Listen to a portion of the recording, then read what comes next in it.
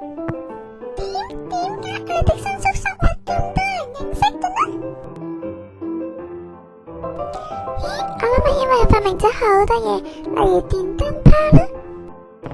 從此人類就會喺光明裏邊，唔使咁早上床瞓覺，可以多啲時間玩啦。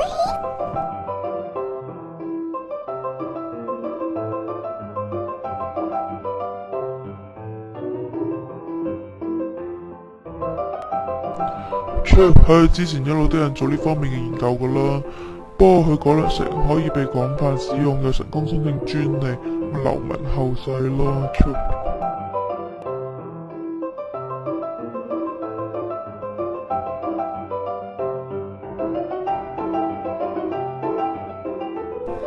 上至愛迪生，下至李小龍，多人認識都係因為佢哋有能力、有心力、有宣傳力，將佢哋嘅理想發揚光大。